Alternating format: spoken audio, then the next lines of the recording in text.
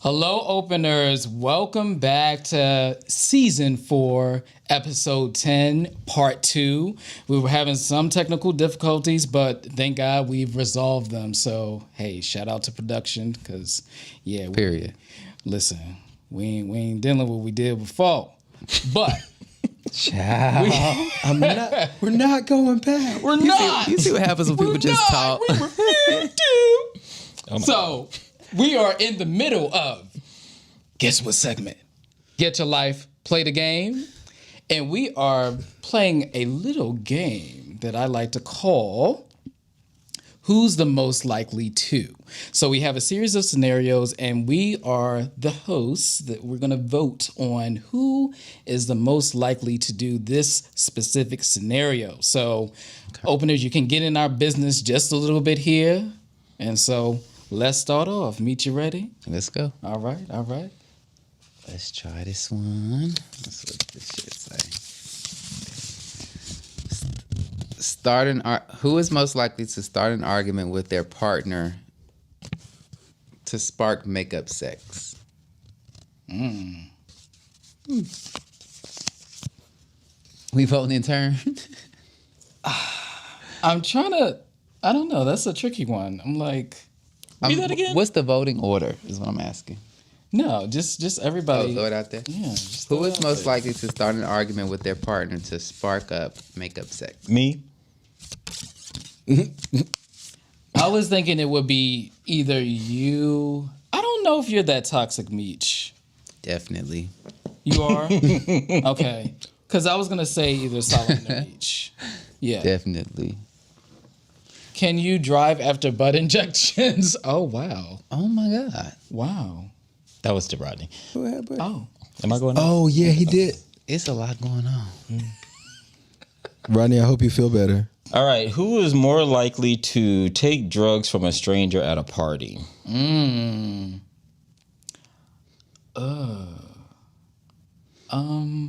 going to say Randall. I was lost on that one. I don't know. Hard to say. It's either Randall or Meech. Never. No. I don't see Meech doing drugs. I don't do any drugs. You don't do any drugs? That's all you, Randall. No. I don't even smoke weed. You. Good for you. No drugs. I don't do any drugs either. Okay. Keep that narrative. Drugs are bad, kids. Let's rewind the tapes, shall we? God, the tapes is All right. All right. Come out to their family and friends with a long emotional story. Who's the most likely to? Who's the most likely to come out to their family and friends with a long emotional story? Rodney. I was thinking Meech, actually. I'm gonna say Meech. Yeah, I'm gonna say Meech because I feel like Meech is gonna have to not only give them like, "Hey, I'm out," but these are the reasons why I'm out. And I need you to support me with this and this. And I remember that this didn't happen at this time, so you need to fix that. Y'all so wrong about this. See, I say Rodney because Rodney would be like, this is who I am. If you're not with it, then fuck you. Da da da da da. But then he's gonna be like, but I love y'all. I need y'all. Let me have $5. No. I don't got a coming out story, okay. so Yes. no. All righty here. Who is the most likely to show up to work unshowered with last night's activities all over them? I'm looking at you, Randall. I'm definitely gonna shower, but I mean, I might have had activities last night. Yeah. But you know how like you had a very late night? Like, for example, like there was a time where I literally flew in from Philadelphia, like did an early morning flight and I went straight to work. And like maybe I'm the most likely to. Oh shit. Okay. Tell the truth, I'm the devil. Okay. All right, well, next person. I like when we have those aha moments. Yeah, I was gonna say I'm definitely guilty of that. What did we say? I'm guilty of that. What do we say? Swallow hard topics. Who is most likely to pass gas and blame it on someone else? I'm gonna give that to Rodney. I'm gonna give that to Rodney. Yeah. I'm gonna stay out that vote. We love you, Stink. I can't. I cannot. Who is most likely to black out at an event and end up in a strange bed, lost and confused? Wally. I was gonna say the same. Yeah. Oh no. Wally. Having too much No, drinking and entertaining I was and gonna talking. say Solomon actually. Actually, no. I don't think so. Solomon, you like to get white girl wasted? I have, but never in somebody's strange bed. Yeah, I'm still. I mean, we've coherent. all been there. We've all I'm had that coherent moment. now. Like, oh, It's No? very unlikely that I'm gonna get to that drunk that is gonna happen. so never have you ever? Okay, but I'm gonna do it. It's gonna be No. intentional. Never have you ever? They didn't say it was unintentional or unintentional in the question. They just said you ended up there. Okay, the blackout portion. Oh, you trying to explain yourself? Got it. I would not black out. I may be in a strange person's bed, but I'm gonna know the person and I'm gonna remember. So if you know them, are they strange? No, they could still be strange, actually. Okay. That works. Damn, this is incriminating. I didn't expect this. It feel like you learning yourself. Damn. While we doing the segment. You can save that little copay. You can save that copay this week. Thank you. Whose turn is it? Is I it don't know mine? who just No, I think it's Randall's turn. Is it Randall's turn? Is it my turn? All right. Give him one of them cards. All right. Let's see. Oh, this is the last one. Let's go. Yeah, that was the last one. Black at an event, right? No, this is different. Is it? Randall, please. No, it says blackout at an event and end up in In the street. Saint. Oh, I thought that said in the Oh, street. sorry. Yeah, Street. you start. That was an incomplete thought. All right, here we go. All right, all right. Fall. All right, who is most likely to fall in love with somebody else's man? Wally. Ooh. So when I woke up from this nap and created this game, I didn't think that all the scenarios was gonna be mine. It's giving your week, friend. Is this your week? Very- Was this your last week? Shit. It's a lot going on. A lot of confessionals. All right, it's two more. It's two more. I don't want any more. I'll do this one. Damn, Wally. Have a one night stand and ghost the person the next day. Meech. I would say I'm gonna call out 3 people. I'm gonna call out 3 is crazy. I would call out Meech, Rodney, and myself. Yes. Okay. Yeah. I'm gonna rock with 2 of them. Choices. I'm a rock with Rodney. Okay. All right, Meech. Right. Last one. Oh, I got one more? Mm-hmm. All right. This one looks simple. Oh my God. Who is most likely to take 96 lows with a mask on? Another one I'm not answering. I forgot about that one. It's a hell of a last one. Did y'all see Moving that on. video, y'all? The 96. I plead the fifth. I plead the fifth on who I choose. I scrolled by it, but I plead the fifth too. I'm literally clutching my pearls right now. You wrote it. I know, but I forgot about it. I'm just crazy. It's the last one. That's funny. I'm not going to answer that either. I'm just going to say the pearl. No. Yeah, let's move on. We're going to move on. Toss it over, Wally. Well, so thank you, ladies and gentlemen, for playing along with us. Get your life, play the game. Let us know in the comments who you think is the most likely to do these things that we've mentioned.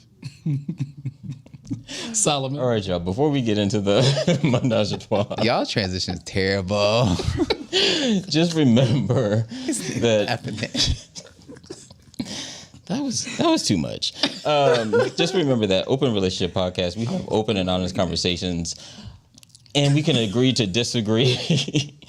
And whatever. My eyes got so big reading that. I said, "Oh God!"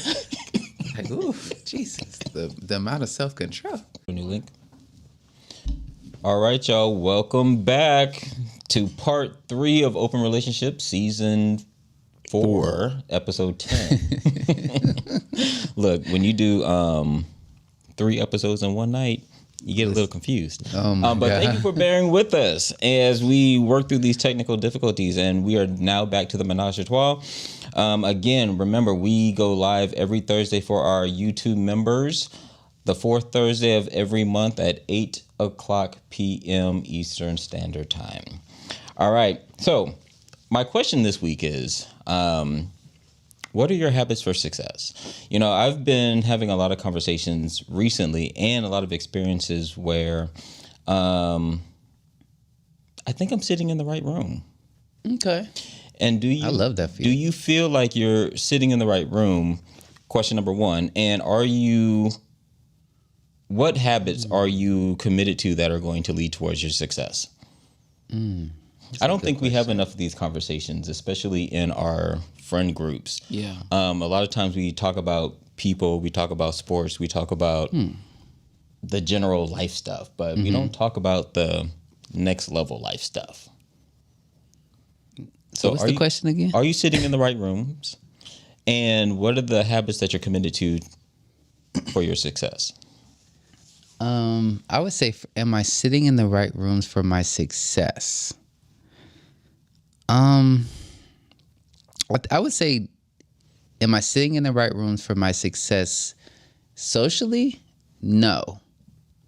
Professionally, yes. Professionally, yes. But there's like I think I told you guys before, there's nobody that's within 10 years of me that works with me. So it's kind of hard to socialize with them, but I try.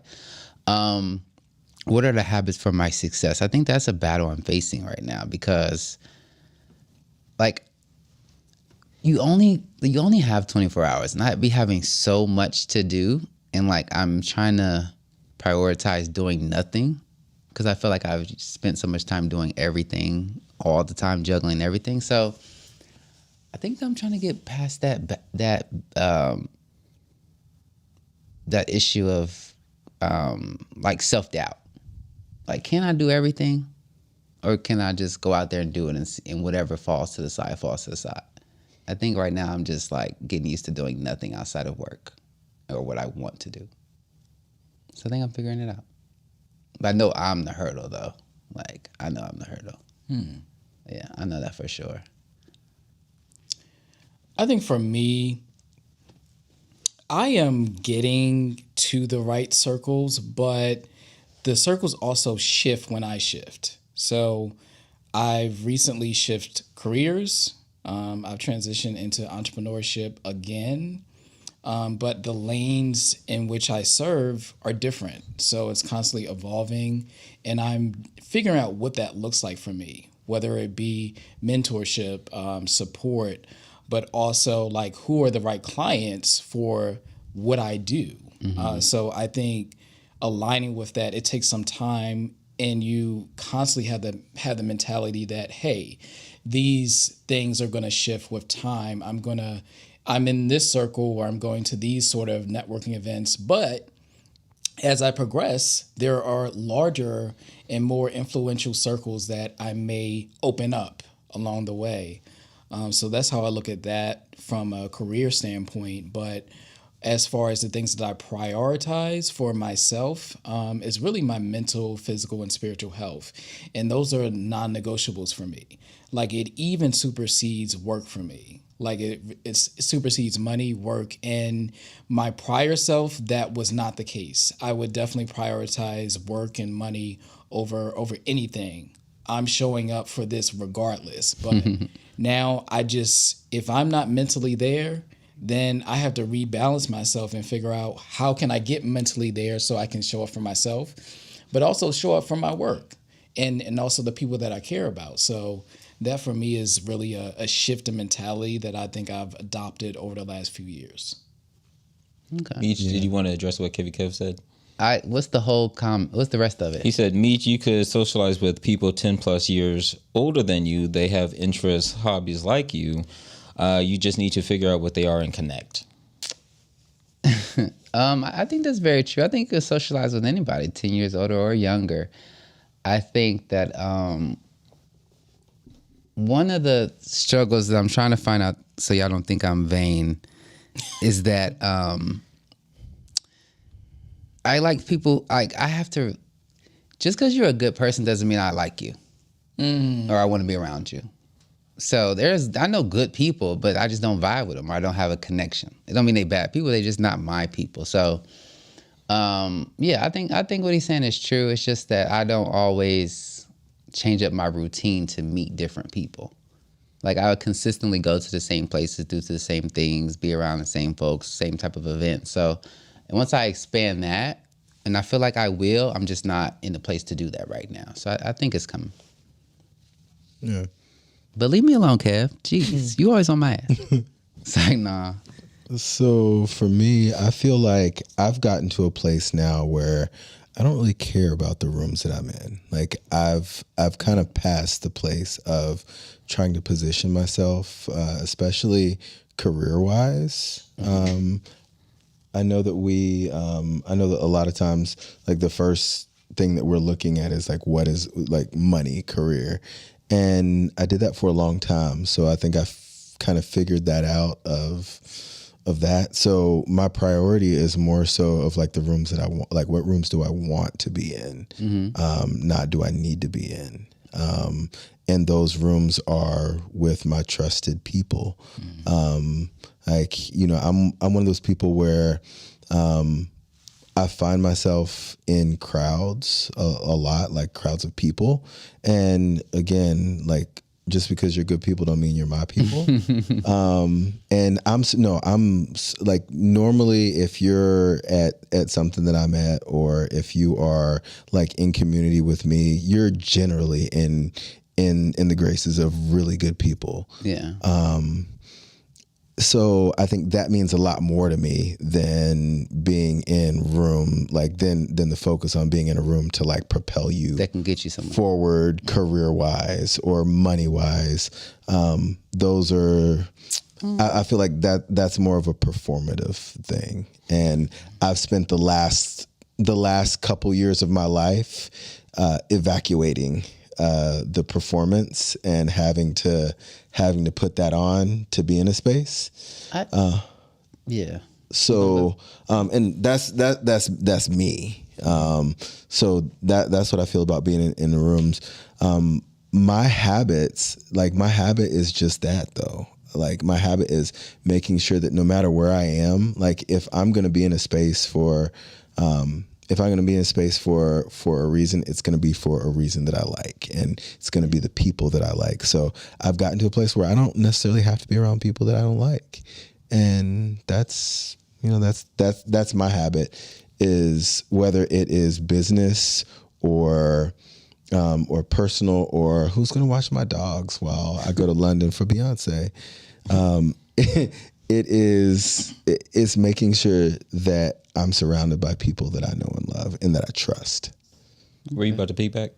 I was just going to say, I think this question reminds me of that I never learned how to network. And I never was very much a public speaker, or I never walked up to people socially or professionally introduced myself. So a lot of the things that I do is based upon like my comfort zone. Like at work, I do speak when spoken to. I speak if I'm facilitating, but I don't actually talk to them people. And like I don't actually have no conversation with them that's not about what we're doing on the market or something. So I do think I could have been in quote unquote more advanced rooms if I had more advanced networking skills, and if I was more comfortable with that younger, that I would have, by the time mastered it now. But now I'm so used to being in my own bubble that I really don't see a need to do that. But I do see a need to reassess like where I am career-wise, what certifications I have. Am I eating this? Am I not eating that? How much intake of alcohol do I do? I do think I'm in that season of reevaluating every decision I've made and going to make. But like I said, life is a lot. So doing all that at the same time can be a thing. I think this is Upseas. Did we get $2.99 from Upseas or $2.79 from Upseas? Thank you. Thank you, Come on, hey gay. Hey, gay. I would say that I think I'm a lot like you. Like, I don't do a whole lot of networking. I don't do. I'm very much an introvert. But I think the friend group that I'm building, and I'll shout out my friend Kim. Kim Works from Pediatric Works. She recently gave me like a business nugget that I'm like, right now I'm like a dog on a bone. And it has really sparked a fire in me in terms of just like work mode. And in that sense, in that respect, I am in the right room. But it's like my friend group, just like you were talking about, just being in, like, I have friends who have similar interests and who are doing similar things, and we can talk about other things, but when it's time to do the work, we do the work. And we share the stuff that we find. Like, when we have these treasures, we distribute it. We don't just gatekeep. And I think that's a valuable asset. Absolutely. Now, in terms of a habit that I have, I shut things down. And I think right now, for me, it's a lot of social media. Right now, the world is in chaos. Definitely. We living in chaos. And I have so many friends who want to send me things about politics and what's going on with our president and things that are going on with laws and this, that, and the other. And the stuff that's going on in Palestine. And I'm just like, yeah. I'm just trying to maintain over here. Yeah. I'm just trying to stay right here. Right. I'm very much of the theory, if I can't fix it, then what I'm going to worry about it for, like, is no point. Well, for me, it's and this is going to suck. There is a part of the world that's at war. Yeah. And in war, people die. And it's unfortunate, it is tragic, and money it's is sad. made off of them dying. And that is true too. And it's not that there's nothing that I can do about it, because of course, there's always something. I just know the reality. The reality is that it's sad. But in this moment, I am choosing to feel otherwise. And I'm choosing to come talk to y'all.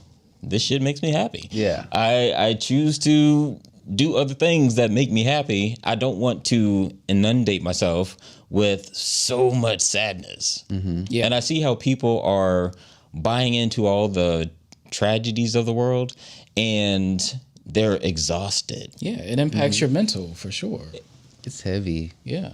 I was just going to add, going back to the question, that I also think that we talk about have you been in the right rooms. For me,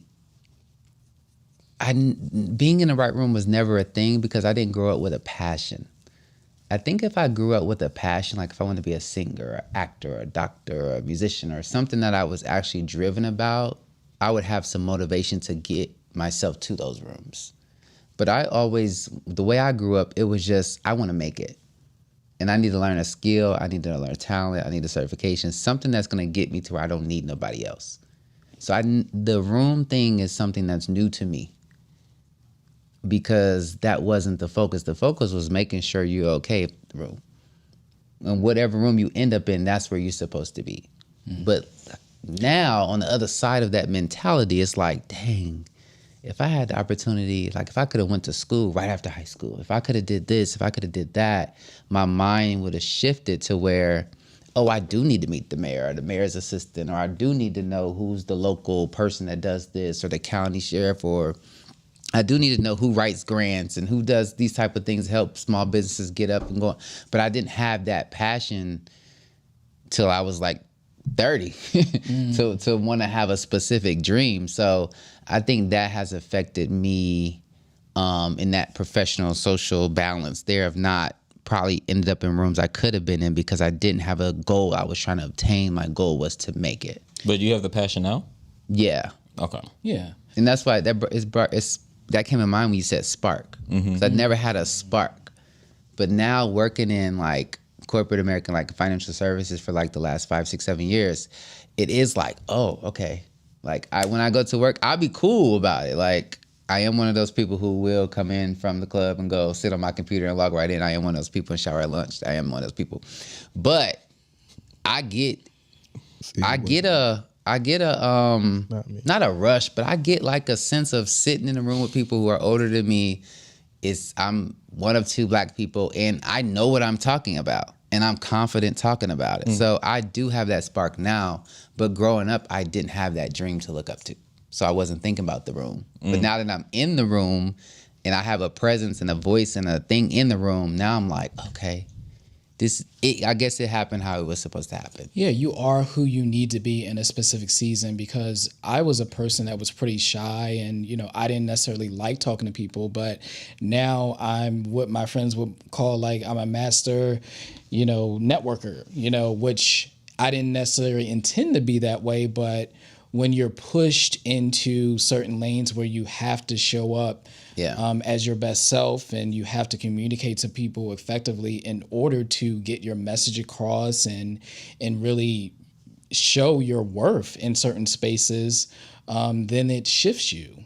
So I think it's like life naturally has that ability to transition us in that way. Okay. Well, that's what I have for the Menage a Trois. And in the interest of time, let's move on to the letter that will be presented by Randall this evening. The letter, yes. So I'm trying to put on my Rodney hat right now, and Rodney always says, The letter! The letter! No, this is your favorite segment, the letter! So we kind of switched it up a little bit. We had 2 letters, and both were great, so we just picked one. And so this was great.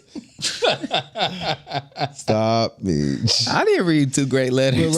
But Rodney, the letter got vetoed. So Thank you. So we went with the second person's letter. We can always explore it next week. No, we can't. Yeah. I don't want to talk about it. Actually, I'm saying this publicly. I don't want to talk about that other letter. Right. Gone. All right. So this is a letter. Dear Open Relationship Podcast. So boom, me and my boss, yes, my actual boss, have been secretly dating for 2 years. He's not out. We work at a stuffy conservative law firm, and he's basically a ghost online.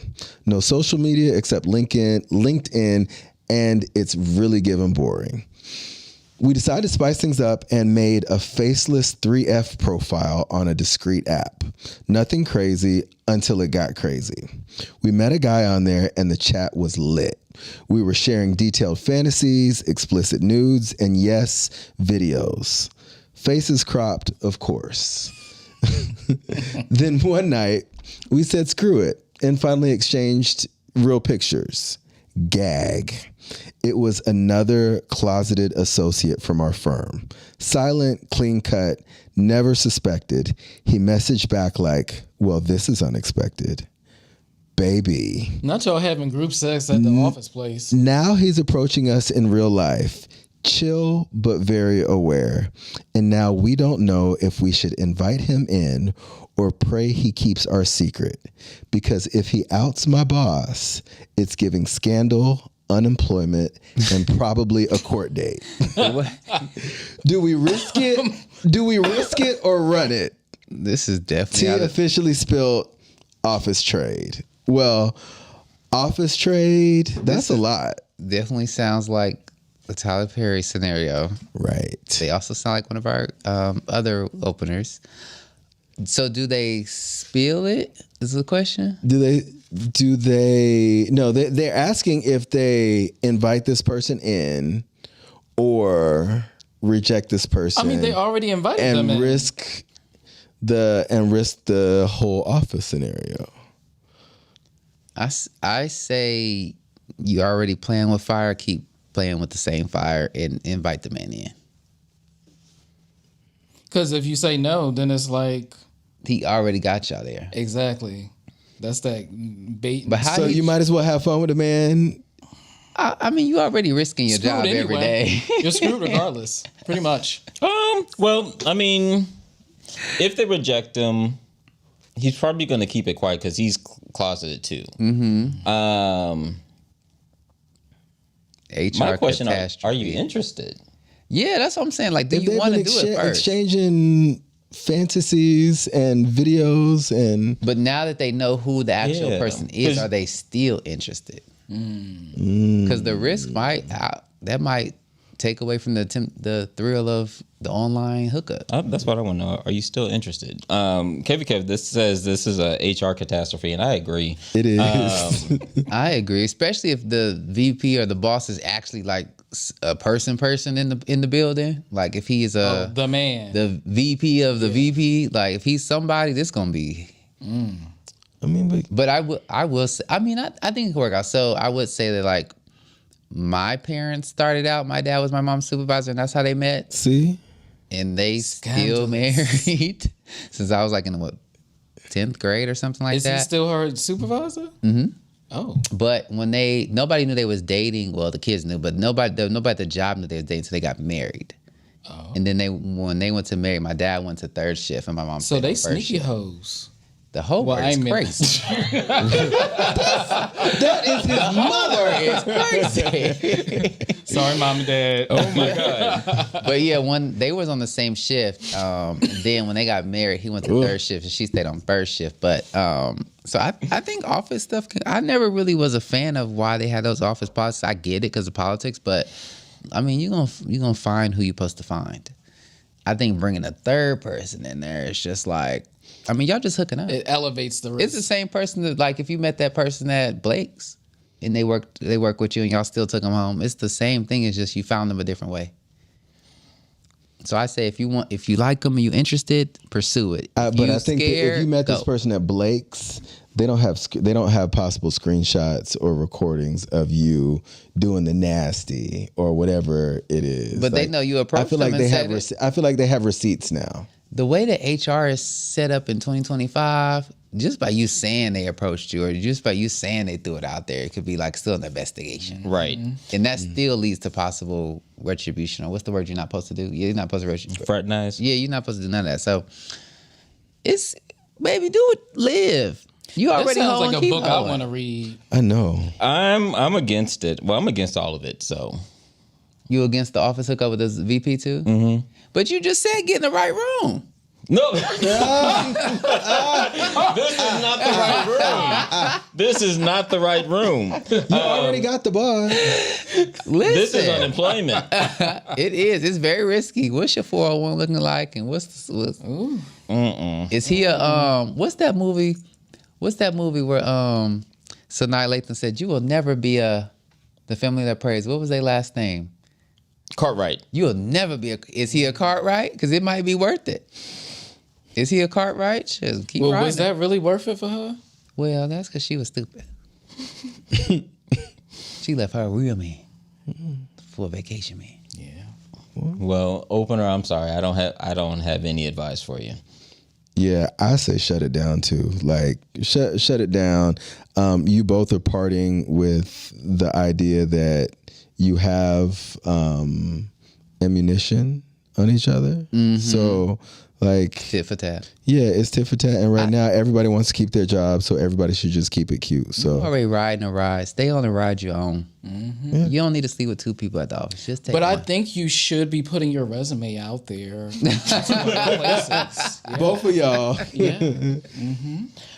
All right, y'all. Well, that's all we have for this evening. Thank you for joining the four of us as we swallow hard topics and spit difference of opinions. Peace. Peace.